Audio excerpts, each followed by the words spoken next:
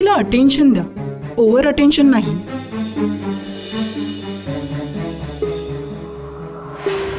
How day you. एकदा पुन्हा म्हण, तू काय म्हणालीस? मी म्हटलं मी यांच्यासारख्या भल्या लोकांना धोका नाही देऊ शकत. ऐकायला आलं? आई दृष्टी, घरात एवढी मोठी घटना घडली पण कोणीच मला इन्फॉर्म सुद्धा नाही केलं. मी काय इतकी परकी झाली का आई? अजून भंपक गोष्टी सांगून न्यायालयाचा वेळ वाया घालवू नकोस यार. Come on, don't give this all crap story. इथे सत्य लागतं, सत्याची गरज आहे. Objection milord. मिस्टर दानवे माझ्या क्लायंटवर चुकीचे आरोप करतायत. एक किरण रोशनीची.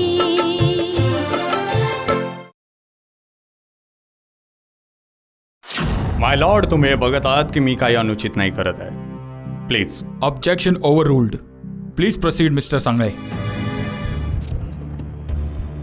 Thank you my lord, thank you. हां what's your name? Rajiv. Sorry, माझी मेमरी वीक होत चालली आहे. मात्र पण येत आहे, काय करू. तर राजीव, तुझा नक्की हे सांगण्याचा अर्थ आहे की दृष्टीने स्वतःला जखमा करून घेतल्या, इजा करून घेतली, आणि तो जो दगड आहे ज्यामुळे तिला गंभीर जखम झाली आहे तिने स्वतःलाच मारून घेतलं. हा, तर याचा अर्थ हा झाला की तो 10 किलोचा दगड आपोआपच हवेत उडाला आणि त्याने विचारलं, मॅडम काय मी तुम्हाला मारू शकतो? मॅडमने उत्तर दिलं, हो. हे सांगायचंय तुम्हाला?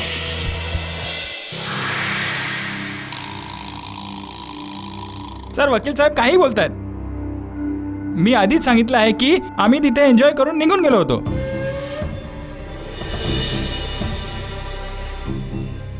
आणि आम्ही गेल्यानंतर तिथे काय झालं ते मी तुम्हाला कसं सांगू शकतो? जाऊ द्या, एका मिनिटासाठी मी तुमच्या ह्या भंपक कथेला मानतो की तुम्ही दोघांनी जे काही केलं ते म्युच्युअल पद्धतीने केलं. मानूया, जर हे सगळं झालं आहे म्युच्युअली, मग दृष्टी तुमच्यासोबत का नाही गेली? काय?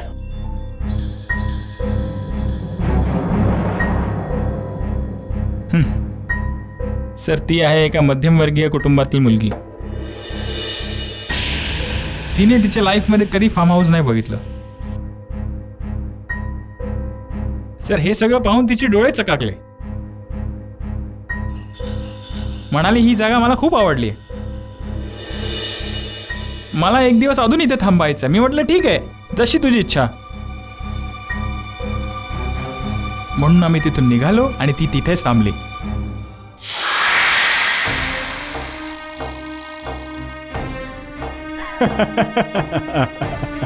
Point to be noted my lord. Mister Rajiv, तुम्ही असं सांगत आहात की आमची जी दृष्टी आहे ती एखाद्या खुर्ड्या झोपडीत राहणारी मुलगी आहे.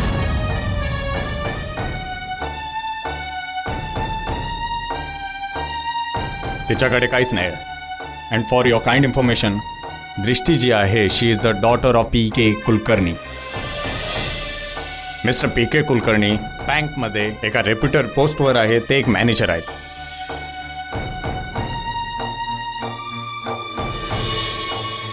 आणि अशा पोस्टला आपल्या कंट्रीमध्ये सन्मानित पद्धतीने बघितलं जातं. With respect my Lord. बाळा, तुला खूप काही बघायचं आहे आयुष्यामध्ये, खूप काही. पैशाने प्रत्येक गोष्ट विकत घेता येते, परंतु इज्जत प्रत्येकाकडे नसते माय लॉर्ड.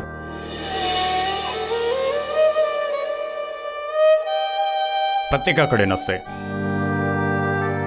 इज्जत असते ती फार कमी लोकांकडे, आणि तीच इज्जत, त्याच इज्जतीला याने हिरावला.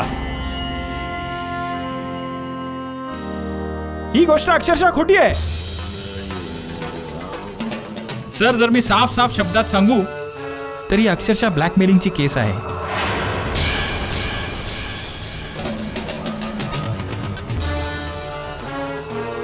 ही मुलगी आम्हाला ब्लॅकमेल करून एका रात्रीत श्रीमंत होऊ पाहते. नाही नाही जज साहेब, हे सगळं खोटं आहे. हे तर साफ साफ खोटं आहे. मी असं का करणार? Order order. तुम्हाला तुमचा पक्ष मांडण्याची पूर्ण संधी दिली जाईल.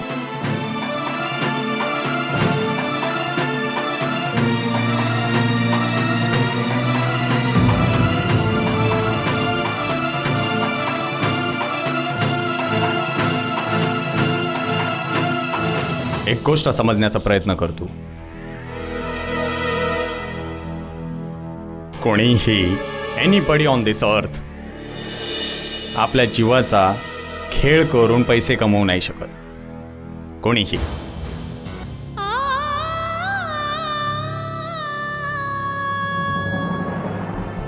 आणि मी हे न्यायालयाला सांगू इच्छितो की खरंच ती मुलगी डाईंग स्टेजमध्ये होती. शी वॉज इन कोमा.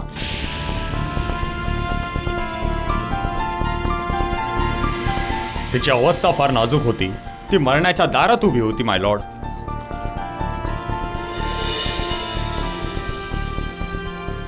आणि मी माझ्या बोलण्याचा पुरावा देण्यासाठी डॉक्टर देशपांडेंना चौकटीत बोलवण्याची परवानगी मागतो. तोपर्यंत माय फ्रेंड, तुम्हाला काही प्रश्न विचारायचे असतील तर तुम्ही विचारू शकता. No, thank you. परवानगी आहे. डॉक्टर देशपांडे हाजिर हो.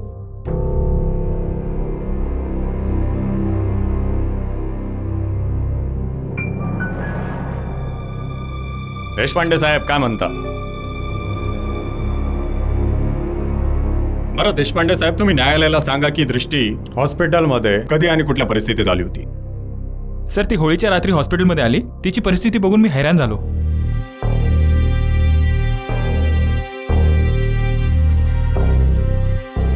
असं काय बघितलं तुम्ही की तुमचा विश्वास नाही बसला? सर, तिच्या शरीरावर गंभीर जखमा होत्या. डोक्यावर मोठी जखम झाली होती. डोकं अगदी फुटलं होतं.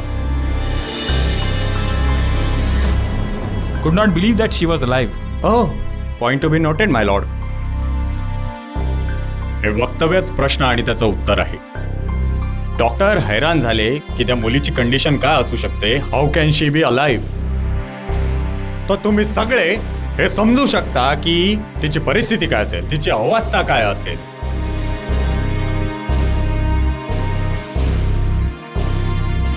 देशपांडे साहेब, तुम्ही जरा अजून सविस्तर सांगू शकता का, इन क्लीन एक्सप्लेनेशन? तिची पल्स रेट, बीपी सगळं क्रिटिकल पॉइंटवर होतं. She was sinking. हो, मग काय केलं तुम्ही? We operated her immediately sir. हो, तर ऑपरेशनच्या दरम्यान तुम्हाला बरंच काही कळालं असेल. हो सर, शी वॉज सेक्शुअली अब्युज्ड.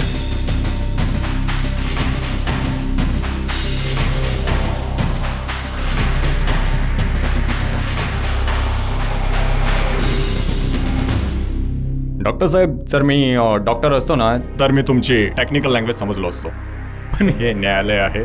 तुम्ही सरळ साध्या शब्दांमध्ये आम्हाला समजवण्याचा प्रयत्न करू शकता की काय सांगायचं आहे तुम्हाला. तुम्ही सामान्य माणसाच्या भाषेत सांगण्याचा प्रयत्न करा. माझं सांगण्याचं तात्पर्य हे आहे की शी वॉज रेप ब्रुटली. तिच्यावर सामूहिक बलात्कार झालेला आहे.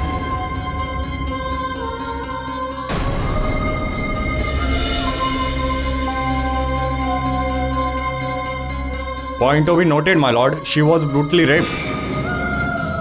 प्लीज. मग ऑपरेशन नंतर काय झालं? ती कोमामध्ये गेली. पॉइंट टू बी नोटेड माय लॉर्ड. Your witness More ji. Thank you. Thank you my Lord.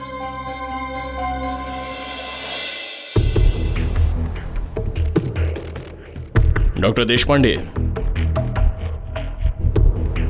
थोड्या वेळापूर्वी तुम्ही सांगितलं की ऑपरेशनच्या दरम्यान तुम्हाला माहीत झालं की दृष्टीसोबत सामूहिक बलात्कार झालाय.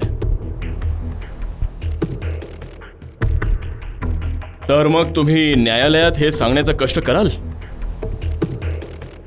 की तुम्ही कसं डिसाईड केलं, तुम्हाला कोणत्या गोष्टीमुळे हे माहीत झालं की हा सामूहिक बलात्कार आहे किंवा म्युच्युअल कन्सर्नने झालंय? शरीरातल्या आतल्या जखमा बघून या गोष्टीचे संकेत मिळतात. संकेत मिळतात. एक minute.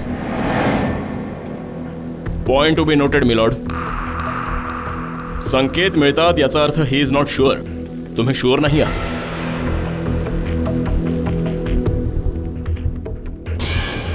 No I am sure. पण तुम्ही आत्ताच तर म्हणालात की संकेत मिळत आहेत. That was only an expression. एक मिनिट. डॉक्टर देशपांडे, कोर्टामध्ये एक्सप्रेशन नाही चालत. म्हणून तुम्हाला जे काही सांगायचं आहे ते साफ साफ शब्दात सांगा. चला मानूया की अंतर्गत जखमांनी हे समजतं की रेप झाला आहे. एक मिनिट. तुम्ही हे सांगू शकता का की दृष्टीला हॉस्पिटलमध्ये कोणी घेऊन आलं? I object my Lord. I object. या प्रश्नांचा या केसशी काहीच संबंध नाहीये. काही संबंध नाहीये. दिस इज एम्बॅरेसिंग. सत्य तर हे आहे माय लॉर्ड की ह्या मुलांनी मिळून त्या बिचाऱ्या मुलीचा गँग रेप केला. मिस्टर दानवे, तुम्ही फार घाईमध्ये आहात वाटतं. धीर धरा जरा.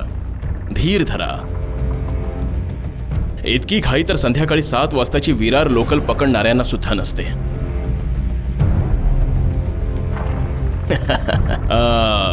युअर ऑनर, मला हा प्रश्न विचारण्याची परवानगी द्या, कारण ह्या प्रश्नाचं या केसशी फार जवळचं नातं आहे. Objection over ruled. Please proceed. Thank you.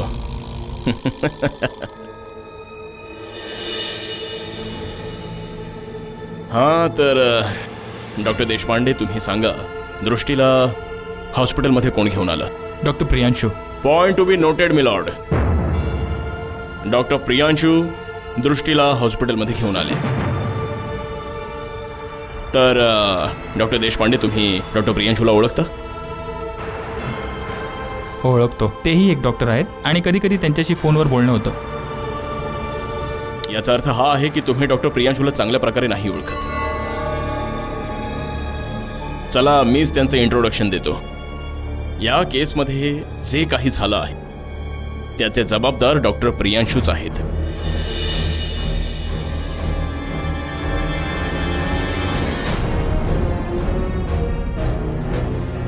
तुम्ही हे कसं म्हणू शकतात मिस्टर मोरे? माय लॉर्ड,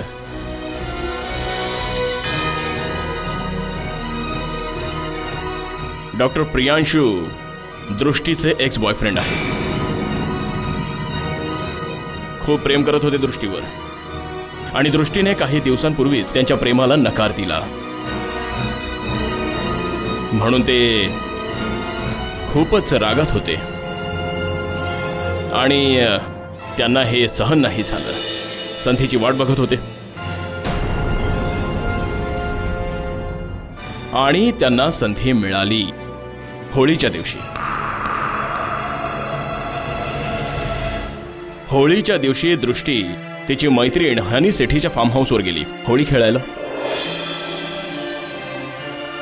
ती सुद्धा एकटीच. यांनी विचार केला की ह्यापेक्षा चांगली संधी नाही मिळणार, मी ती नाही गमावली पाहिजे. हे सुद्धा तिथे पोहोचले एकटेच.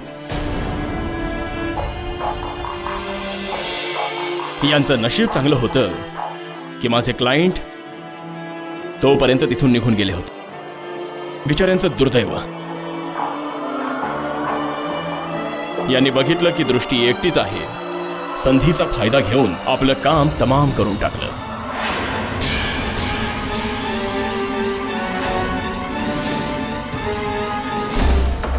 एक्सलंट. काय कथा आहे. मोरे साहेबांनी वाटेल त्या कथा सांगून माय लॉर्ड न्यायालयाची दिशाभूल करण्याचा प्रयत्न करत आहेत. जर मी मुद्द्यापासून भटकवत आहे तर मग तुम्हीच सांगा ना की खरं काय सत्य आहे. हे आहे, त्या मुलीचा सामूहिक बलात्कार झाला आहे. गँग rape. Can you get that? पुरावा आहे. काय पुरावा आहे? तिला झालेल्या जखमा. How can you be so sure? Doctor Priyanshu या केसमध्ये इन्व्हॉल्ड आहेत. काय पुरावा आहे तुमच्याकडे? काय पुरावा आहे? के मोरेने एकदा सांगितलं तर तो न्यायालयात पुरावा शांत मानतो. बसा. अशा गप्पांनी गोष्टी स्पष्ट नाही होत. येस माय लॉर्ड, हे न्यायालय आहे. इथे फक्त पुरावा लागतो, फक्त वेळ पुरावा. आल्यावर पुरावा सुद्धा दाखवेन मी. कोणती वेळ, कुठली वेळ, मग दाखवा पुरावा. Order order.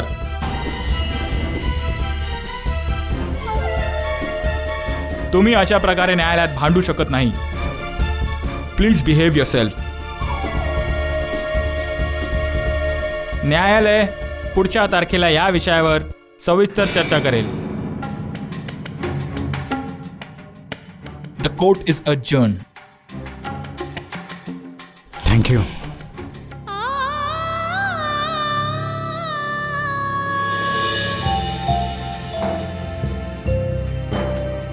Excuse me sir. Sir, आम्ही ऐकलंय की विपक्ष वकिलांनी उलट तुमच्यावर ब्लॅकमेलिंगचा आरोप लावला आहे. हे खरं आहे का? बघा, आम्हाला तुमच्या कुठल्याच प्रश्नाचं उत्तर आता नाही द्यायचं आहे. Please leave us alone. तुमच्या शांततेचा काय अर्थ घ्यावा? तुम्हाला जे काही समजायचं आहे ते समजा. तुम्ही जे काही करायचं आहे ते करत बसा, पण आम्हाला आता एकटं सोडा. याचा अर्थ असा आहे की तुम्ही सगळं काही कबूल करत आहात. बघा, तुम्ही आता आमच्या तोंडात नाही ते शब्द नका टाकू. तुम्हाला माहिती आहे का आमच्या कुटुंबाची स्थिती किती भयानक झाली आहे ती? तरी सुद्धा तुम्ही आम्हाला असे प्रश्न का विचारतात? क्षमा करा, पण मला फक्त एवढं सांगा की डॉक्टर प्रियांशू कोण आहे? काय तो तुमच्या मुलीचा बॉयफ्रेंड आहे? त्यांचं तुमच्या मुलीबरोबर ब्रेकअप झालं होतं का? किंवा मग या सगळ्या दुर्घटनेमागे तेच आहे? बघा, तुम्ही आता आम्हाला नका त्रास देऊ. जा इथून. ठीक आहे सर, आम्ही तुम्हाला त्रास नाही देत, पण बस एवढं सांगा की किती माणसं होती?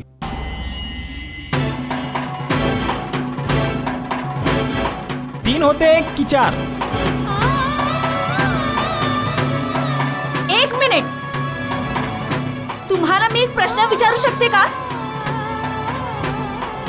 देव ना करू अशी घटना तुमच्या घरातील एखाद्या सदस्यासोबत घडली असती, तेव्हा सुद्धा तुम्ही असाच प्रश्न केला असता जो तुम्ही आता करताय? सांगा, तुम्हाला काय वाटतं की हा आनंदाचा उत्सवाचा क्षण आहे जे तुम्ही इतके प्रश्न विचारत चाललेत? आमच्या घरी काय लग्न किंवा सेलिब्रेशन नाही झाले की आम्ही तुम्हाला इतकी डिटेल्स द्यावी, समजलं तुम्हाला? बलात्कार झाला आमच्या घरी, बलात्कार.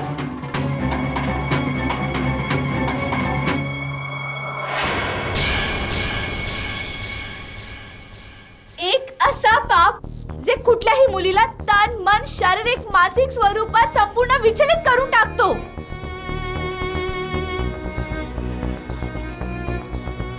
बलात्कारानं तर ह्या गोष्टीची जाणीव नसते की ज्यावेळी कोणत्याही मुलीचा बलात्कार होतो ती तर त्याच क्षणी मरून जाते. नंतर तर फक्त आपल्या शरीराचा भार घेऊन जगते.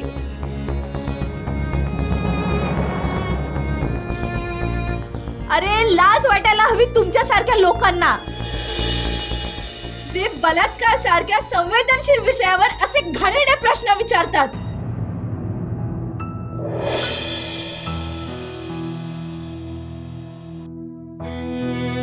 आणि कशासाठी? फक्त आपल्या चॅनलची टीआरपी वाढवण्यासाठी. शी, तुम्ही लोक तुमच्या चॅनलची टीआरपी वाढवण्यासाठी एका व्यक्तीची इज्जत चव्हाट्यावर मांडता.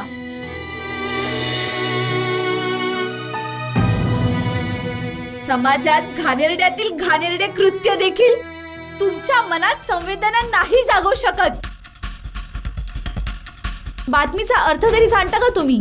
बातमी फक्त माहिती देण्याबद्दल नसतं. बातमी सोबत तिचा सामाजिक, भावनात्मक, संवेदनात्मक पक्ष सुद्धा जोडलेला असतो, समजलात तुम्ही? मीडिया सारख्या जबाबदार व्यवसायाशी जुळलेले असून देखील तुम्ही असे घाणेरडे प्रश्न कसे विचारू शकता? अरे, लाज वाटायला हवी तुम्हाला. धिक्कार आहे तुमच्यावर.